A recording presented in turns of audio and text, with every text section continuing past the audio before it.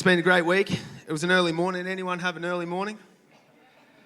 I was at the coffee shop at about 5 o'clock this morning with Willow after she woke up very early. No, it wasn't 5. It was more like 5:30 when they opened. But I was down there, standing in the room she's in. I won't say what she had, what Willow had. A couple of marshmallows, a couple of baby chinos, anything to let mum sleep. So we were down there. It was good. It was good.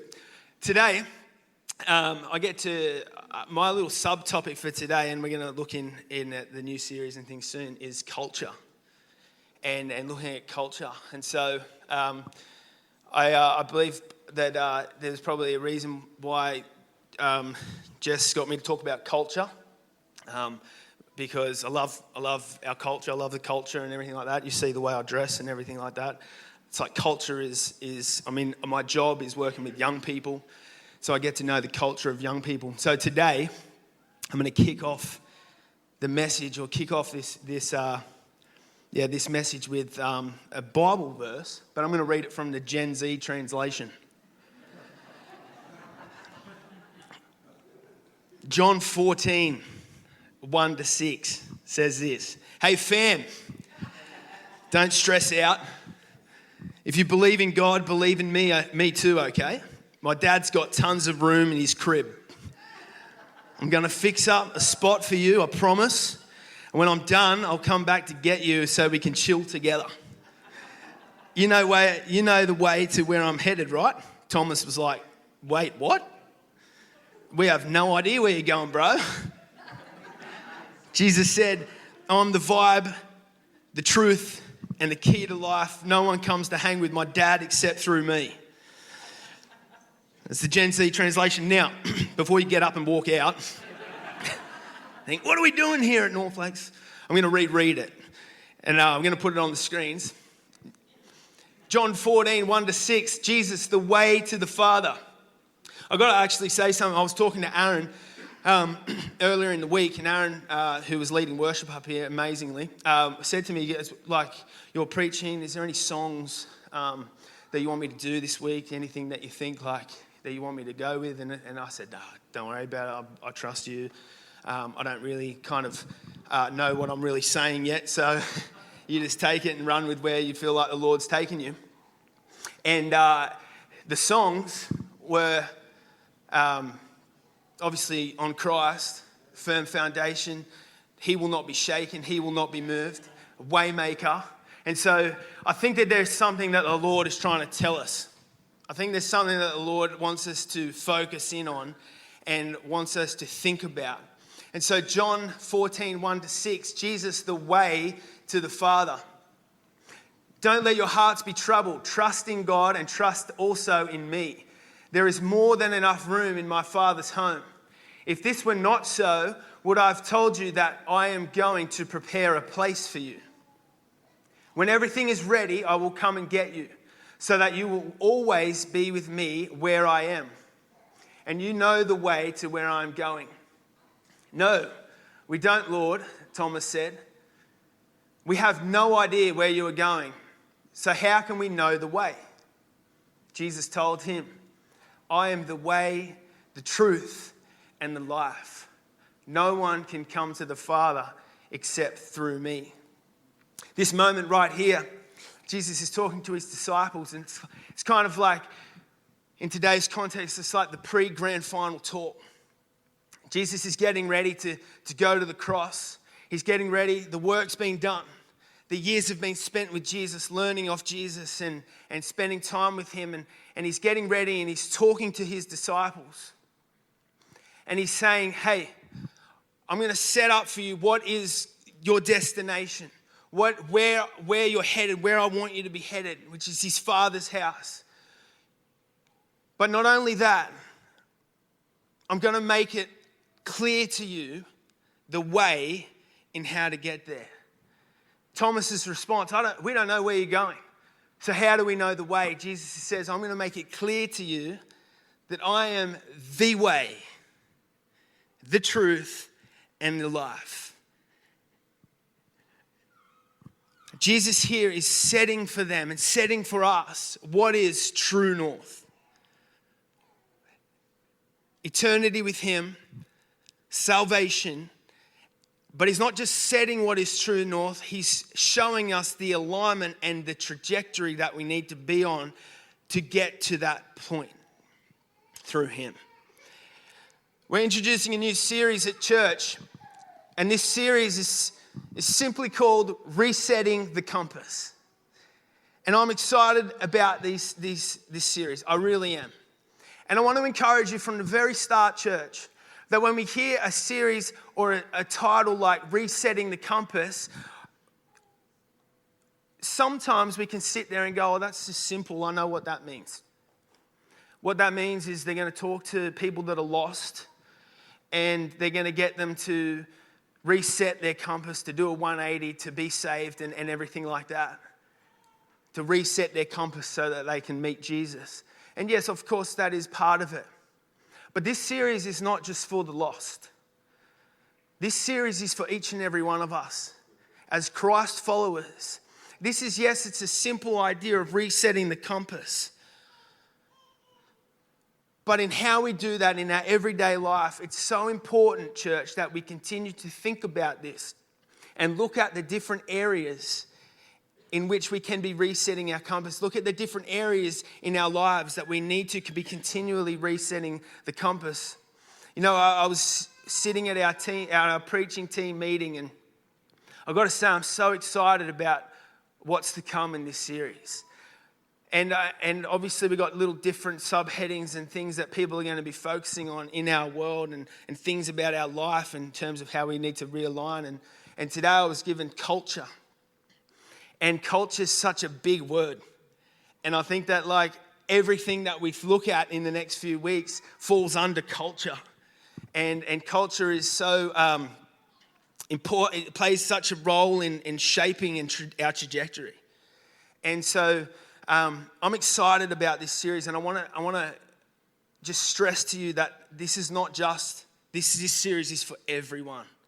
All right? This series is for the Christian who has been on the journey for 50 years, and it's for the person who has yet to meet Jesus. Resetting the compass in our life. Now, looking at a compass. I'm not much of a compass person. In terms of going into the bush and taking a compass and navigating my way to where I need to be. My dad Ian down here, and a few of the church members, they're into the hiking thing, getting lost in the bush and finding their way back with a compass and finding out which way is north and everything like that. I kind of more like my mother. I take after my mum, which we're happy for the pilot to navigate where we go as we go to Gold Coast Sofitel. You know what I'm saying?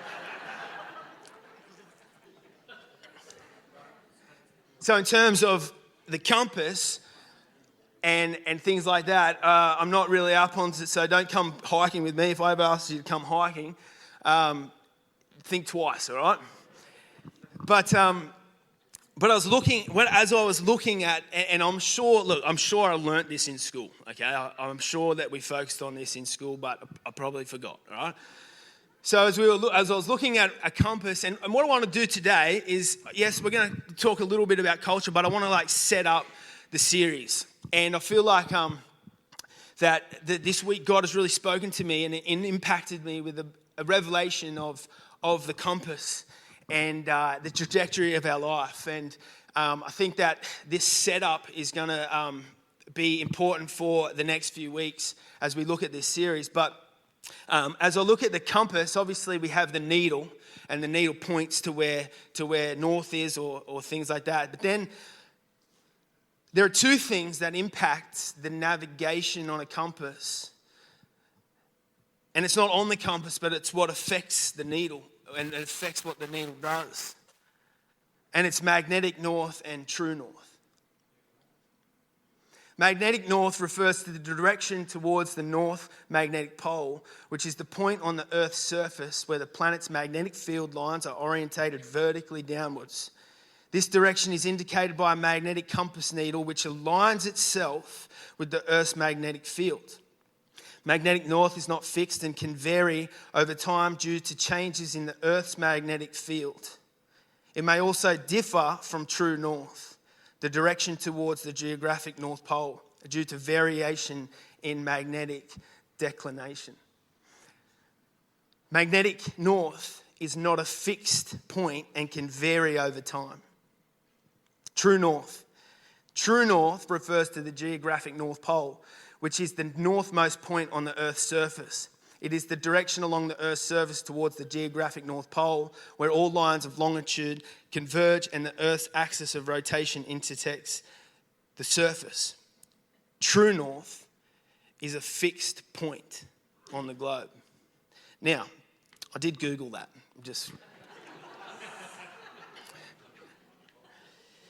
Didn't think you were coming to, would this be considered science? Lesson today. Magnetic north, true north, right? So we have magnetic north, we have true north. And although they might sound like and seem like they're going in the same direction, north, often they lead to totally different spots on the earth. Right now, magnetic north is sitting about 400 kilometres off true north. So, if Newcastle, I'm going to give Newcastle, if Newcastle is true north, right, and you want to get to Newcastle, and you're following the magnetic north, or you're following where it's going to take you, you're going to end up in Dubbo, roughly. So nothing against Dubbo, but it's definitely not Newcastle, all right? So if true north is Newcastle, the magnetic field or the magnetic north is taking us to Dubbo. Now, if we zoom out and we look at that from a globe point of view, they seem very close together. They seem like they're going in the same direction. But as you zoom in and as you keep zooming, you realize that as you get closer and closer, they're actually not going in the same direction at all. And that's going to be really important for us over these weeks. That idea of it looks similar, but as a matter of fact, the end points are very different.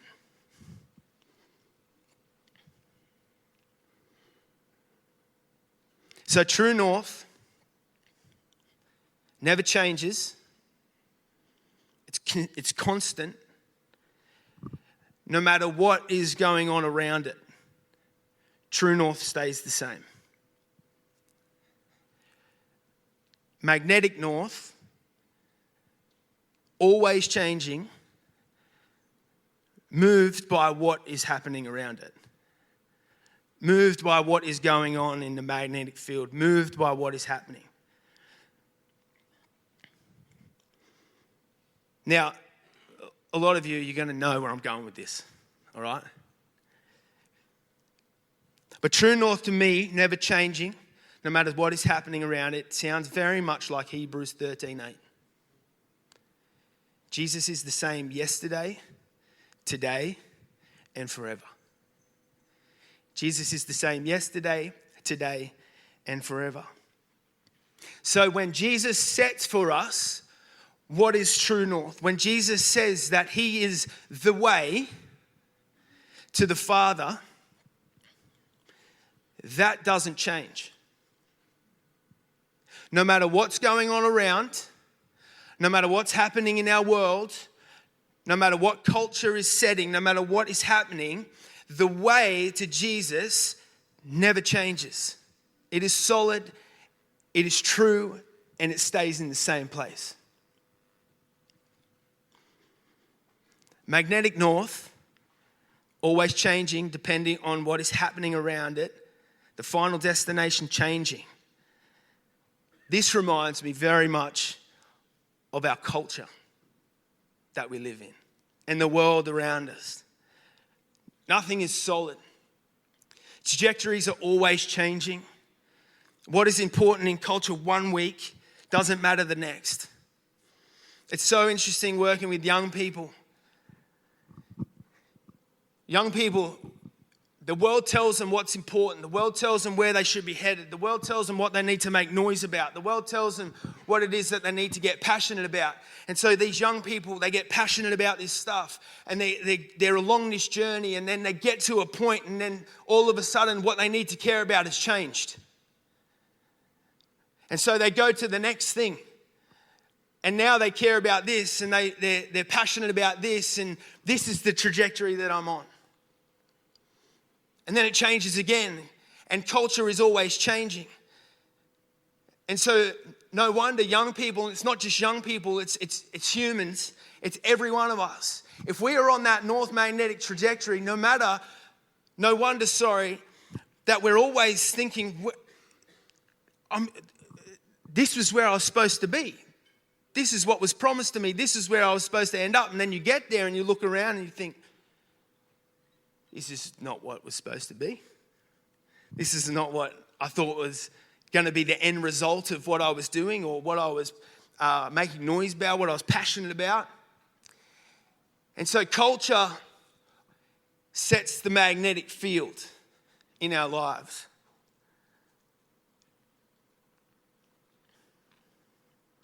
So John 14, Jesus has set up for us what is true north. And he also gives us the path to him. He also gives us the way. He sets the trajectory. He sets the path, the way to him. But here's the thing. I believe that in our humanness, instinctively we align with magnetic north rather than true north. Romans 3:23. For all have sinned and fall short of the glory of God.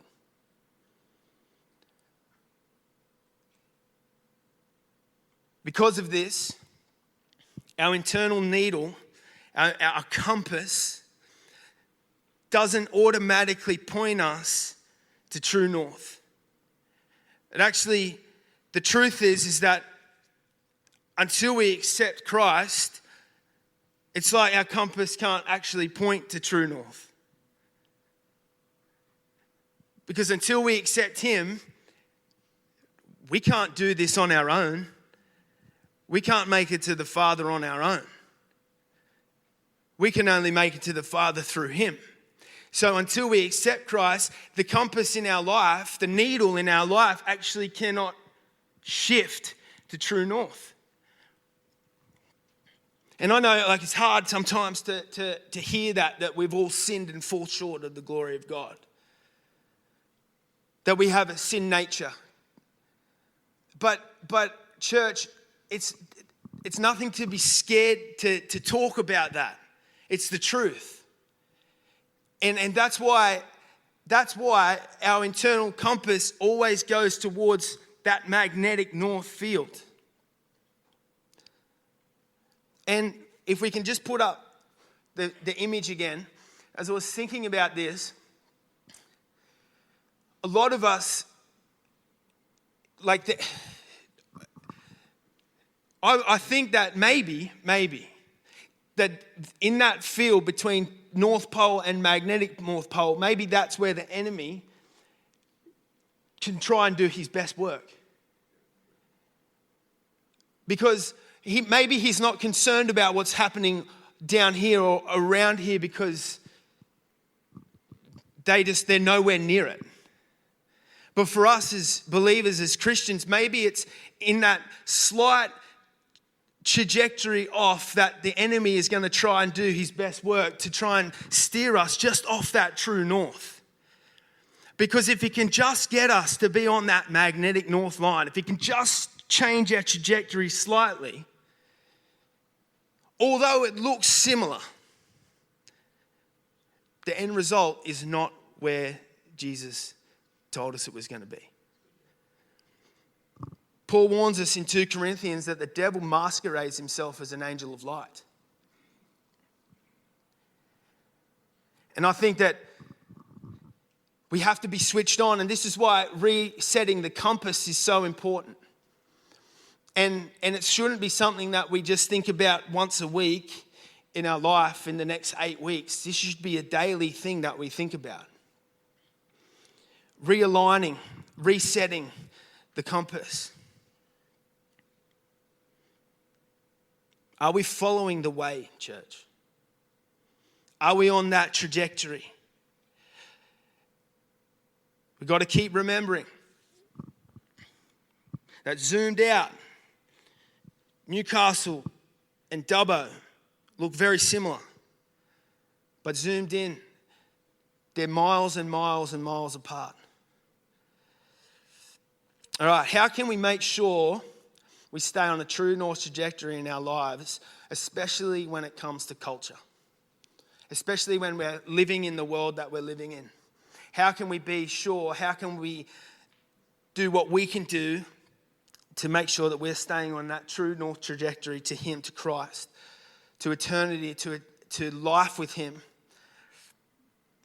Don't change God to fit in with culture. Don't change God to fit in with culture. I think this is where we make mistakes individually, but I think this is where we've made mistakes as a church too. And I think that to try and be culturally relevant, that we have maybe watered down some things. We have maybe we have tried to say it in a way that is slightly kind of a bit more palatable to people who don't know Christ. And as we do that, we're actually changing. We can't change God, obviously, but the way that we speak is changing God to fit into our culture. God is outside of culture. Culture never trumps Christ. We have to be firm on that, church. That is a non-negotiable for us. That what Christ says, the way to Him, what it says in His word, what He says is truth. We don't compromise on that. And I think when we do that, and we try to be culturally relevant, and we change things to be more palatable, this is where I believe it can be a dangerous thing. And I see it in young people, and I've had conversations with friends where they believe they're on the course to true north. They believe that what they're doing and you know what they're a part of and everything like that is the way to Jesus. And then somewhere along the line, they get to a moment where it hits them that because we've tried to make it easy for them to understand, or because we've made it for them to feel good about themselves and to be like, you know, they get to a point and they're like, this is not what is promised to us. Like, this is not what true north, like the destination, the points along the way where we can check the checkpoints along the way. This is not where I believe it's supposed to be. And it's because we've changed God to fit into culture.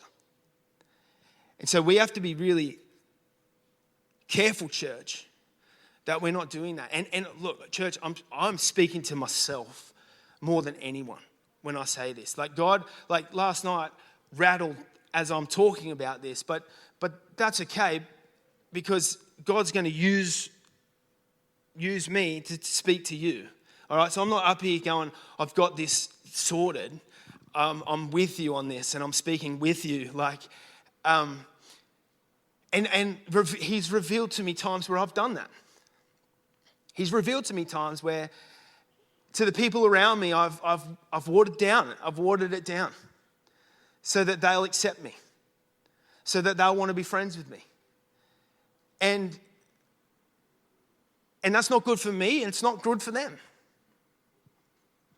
Because they're not going to know what it is to be on the true north. They're going to know what it takes to stay on that trajectory to eternity, to heaven, to Jesus. And it's not just about heaven, church. It's about life now with Him and everything that He has for us in this moment. we're all like the shift and the change and the sway and that. It's like the house that was built on the sand and the house that was built on the rock. The house that was built on the sand is culture. Is when we are on that alignment towards culture, because of culture, to magnetic north. That's what happens, because it's always changing, it's always shifting. But the house that's built on the rock is on that trajectory towards true north, never shifting, never changing. Romans 12:2. Do not conform to the pattern of this world, but be transformed by the renewing of your mind. Then you will be able to test and approve what God's will is, his good, pleasing, and perfect will. This right here is encouraging believers to not conform to the ways of the world, including cultural norms, values that may contradict God's will. Instead, it emphasizes the need for transformation through aligning one's mind with God's truth. Aligning our mind with truth. Aligning our needle, our internal needle, who for us we are, to God's truth, to the way. By doing so, believers can discern and follow God's perfect will rather than adapting to cultural pressures that may lead them away from him. I love that, what it said, what I wrote at the end there. By doing so, believers can discern and follow God's perfect will rather than adapting to cultural pressures that may lead them away from him. And so, church, I'm just going to ask Luke to come back up.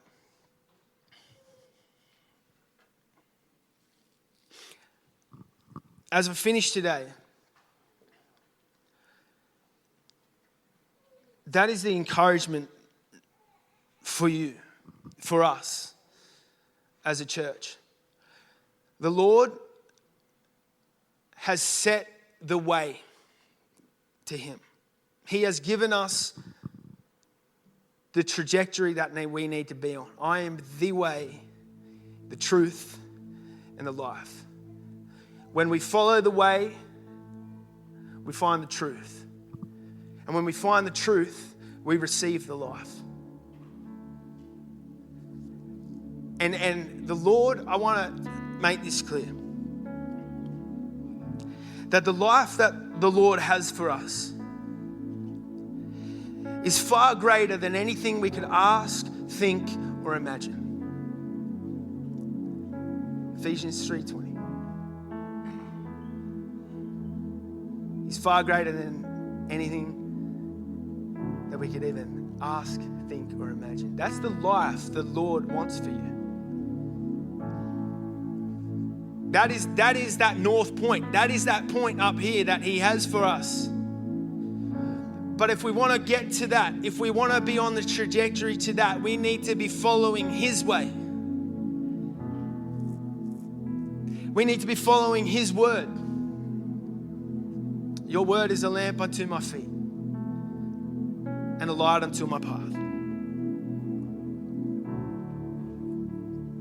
His light is not going to lead you to magnetic north.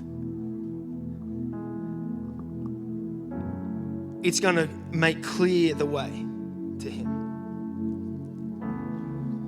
Let's not be swayed by culture and what culture sets. Because the thing about that is, like I've said, what culture sets this week, what's important, is going to be different to next week. There's something about it being solid and firm and immovable that,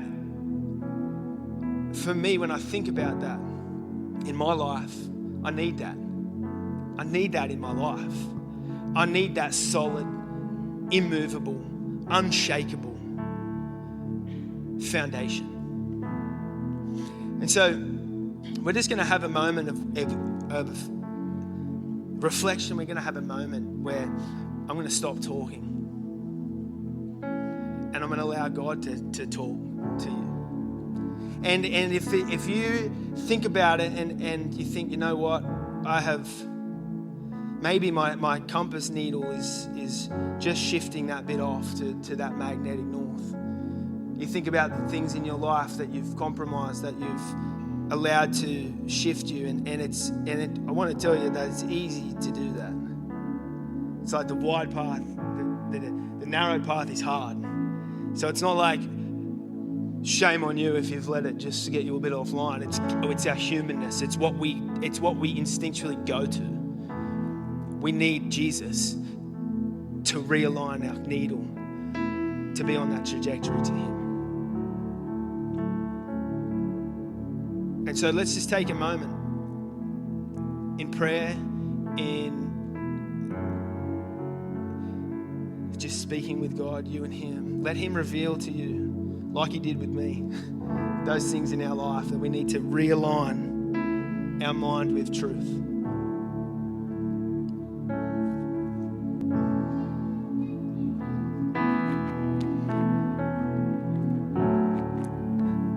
Psalm 119. You're blessed when you stay on course, walking steadily on the road revealed by God. You're blessed when you follow His directions, doing your best to find Him. That's right, you don't go off on your own. You walk straight along the road He set. You, God, prescribed the right way to live. Now you expect us to live it. Oh, that my steps might be steady, keeping to the course you set. Then I'd never have any regrets. In comparing my life with your counsel, I thank you for speaking straight from your heart. I learned the pattern of your righteous ways. I'm going to do what you tell me to do. Don't ever walk off and leave me. I learned the pattern of your righteous ways. When we are on a true north trajectory to Him, our pattern, who we are, how we live, our pattern is set by Him.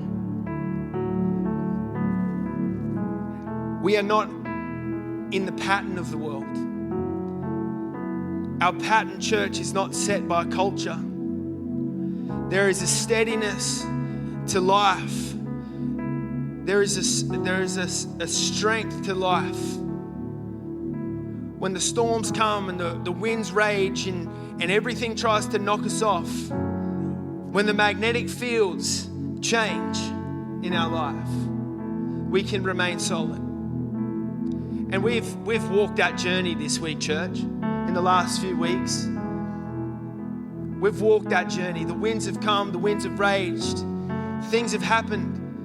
And there's been people who have stood firm on the foundation of God and His promises and kept on that trajectory. And we've seen miracles. Church, that's what He wants for us. So I'm excited about this next few weeks. Let's allow God to shift our needle. Let's allow God to reveal to us where we need to change. Band, you can come back up. Lord God, we stand here right now knowing that in our humanness and in our own strength, we can't walk and we can't live on that true north trajectory to the destination that you have set, which is eternity with you, Jesus, and life with you. And so, Lord, give us the strength, give us the courage to change the things in our life, to realign the things in our life that we need to, so that we are not on a magnetic north trajectory, but we are on a trajectory to you, Jesus.